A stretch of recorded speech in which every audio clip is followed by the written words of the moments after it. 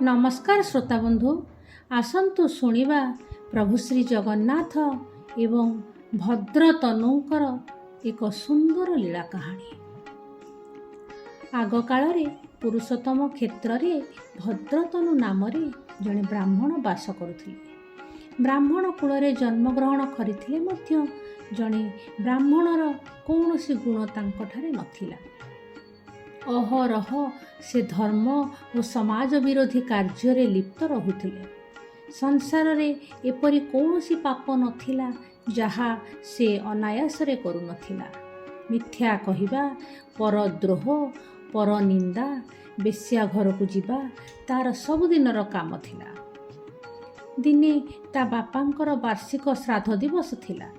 से दिन से बापांको श्राद्ध कर्म जत किंचित उपाय रे सारी जाई बेश्या सुमेधार घरे पहुँचला। देह व्यवसाय करिबा सुमेधार वृत्ति थिला, किंतु से जेतेबेले जानिबा को पाहिला जे भद्रतनुंको बापांको श्राद्ध कर्म को अवहेला करी मौज करिबा पई ता पाखकु आसीथिला, तार अद्भुत चरित्र को नहीं से चिंता करने लगिला। सामान्य बेश्या संग पाई मृत पितांकर एकमात्र संतान तार पितृकार्य को अवहेला करिथिबारु भद्रतनु प्रति तार घृणाभाव जात हैला।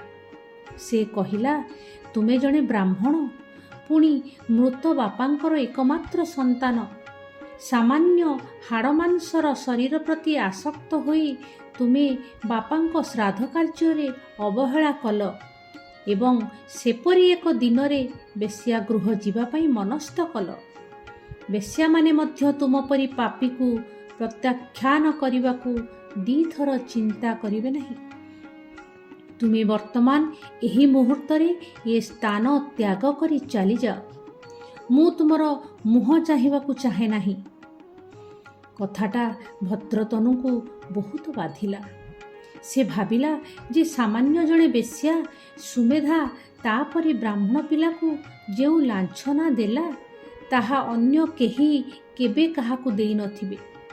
आगरु करिथिबा समस्त पापकर्म को मने पकाई अनुतप्त हेला।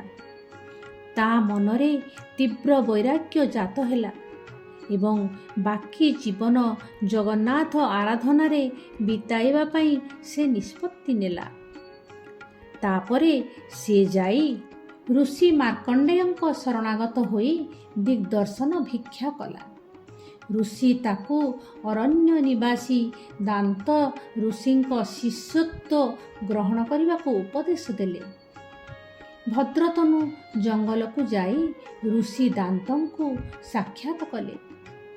ऋषि मार्कंडेय तांको पठाई थिबारु ऋषि भद्रतनु को शिष्य रूपे ग्रहण कले एवं सर्वप्रथमे काम, क्रोध, लोभ, मोह, हिंसा एवं मिथ्या कथन आदि बदगुण परित्याग करने को उपदेश देले। जीवे दया एवं सबु जीवंक प्रति समदर्शी भाव प्रदर्शन करी अहरह जगन्नाथों को ध्यान करने को उपदेश देले। गुरुंक उपदेशानुसार भद्रतनु जगन्नाथों को काय मन वाक्य रे आराधना करने को लगिले।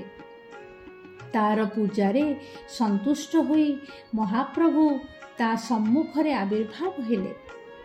महाप्रभुंक दिव्य उपस्थिति रे भद्रतनु परम आनंद लाभ कले। महाप्रभु प्रसन्न होई ताकू वर मागिबा पई कहिबारु से कहिले, प्रभु मो पापर प्रायश्चित पाई मु केवल आपणक चरण कमल रे भक्ति चाहे। मते सेतिकी प्रदान करिबा हुअन्तु प्रभु। महाप्रभु भद्रतनु जीवनर अमूलचूल परिवर्तन देखि खुशी हेले एवं निज गଳାର रत्नमाला को पिंधेई देई तार तुलसी माळ निजे नहीं पिंधिले एवं तापरे कहिले, भद्रतनु तुमे आजिठारु मोर मित्र हेल। तुमे आजिठारु मो सह सबुदिन बड़ दांडरे पेंडु खेलिब। ଆଉ ତା ପରଠାରୁ ସବୁଦିନ ମହାପ୍ରଭୁ ଓ ଦିବ୍ୟ ତନୁ ବଡ଼ଦାଣ୍ଡରେ ପେଣ୍ଡୁ ଖେଳିବାକୁ ଲାଗିଲେ। କିନ୍ତୁ ଭଦ୍ରତନୁ ତା ସତ୍ତ୍ୱେ ମହାପ୍ରଭୁଙ୍କ ଆରାଧନା ଓ ଉପାସନାରୁ ବିରତ ହେଉନଥିଲେ। ଉପବାସ ଓ ବେଳେବେଳେ ହବିଷାନ୍ନ ଭୋଜନ କରି ତାଙ୍କର ତନୁ କ୍ଷୀଣ ହେବାକୁ ଲାଗିଲା। ଦିନେ ମହାପ୍ରଭୁ କହିଲେ, ଭଦ୍ରତନୁ, ତୁମେ ମୋର ମିତ୍ର, ମୁଁ ତୁମ ଉପରେ ଅତ୍ୟନ୍ତ ସନ୍ତୁଷ୍ଟ। ଆଉ ତୁମେ ଉପବାସ ରହି ମୋର ଆରାଧନା କରିବାର ଆବଶ୍ୟକତା ନାହିଁ। ତୁମ କଷ୍ଟ ମୋତେ ଅସହ୍ୟ ହେଉଛି। ତାପରେ ମହାପ୍ରଭୁ ତାଙ୍କର କେତେକ ଦିବ୍ୟ ଆଭୂଷଣ ବ୍ରାହ୍ମଣଙ୍କୁ ଦେଲେ। ଦିନେ ଗୁରୁ ଦାନ୍ତ ଋଷି ଭଦ୍ରତନୁଙ୍କୁ ସେ ଅବସ୍ଥାରେ ଦେଖି ଭାବିଲେ ଯେ ବ୍ରାହ୍ମଣ ସଂସାର ମାୟାରେ ପୁଣି ପଡ଼ି ପାପାଚାର କରିବାକୁ ଲାଗିଥିଲେ। ସେ ଶିଷ୍ୟକୁ ପାଖକୁ ଡାକି ତାର ସ୍ଫଳନ ପାଇଁ ତାକୁ ନିନ୍ଦା କଲେ। ତାହା ଶୁଣି ଭଦ୍ରତନୁ କହିଲେ, ଗୁରୁଦେବ, ଆପଣଙ୍କ ଦ୍ୱାରା ନିର୍ଦ୍ଦେଶିତ ମାର୍ଗ ମୁଁ କେବେ ତ୍ୟାଗ କରିନାହିଁ।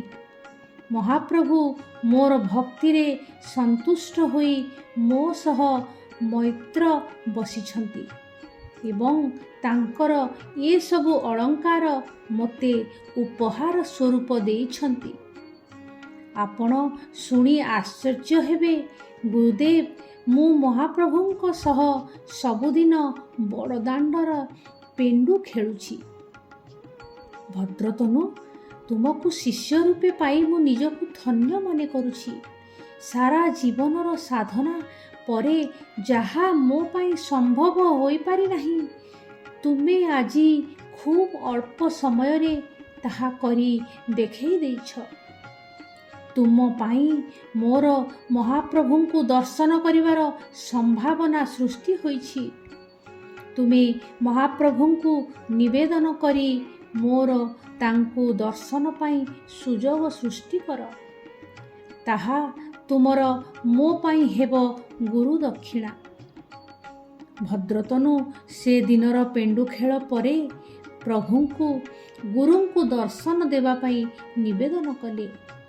ପ୍ରଥମେ ମହାପ୍ରଭୁ ଦାନ୍ତ ଋଷିଙ୍କୁ ଦର୍ଶନ ଦେବା ପାଇଁ ରାଜି ନଥିଲେ, କିନ୍ତୁ ମୈତ୍ରର ବିନମ୍ର ନିବେଦନରେ ରାଜି ହେଲେ।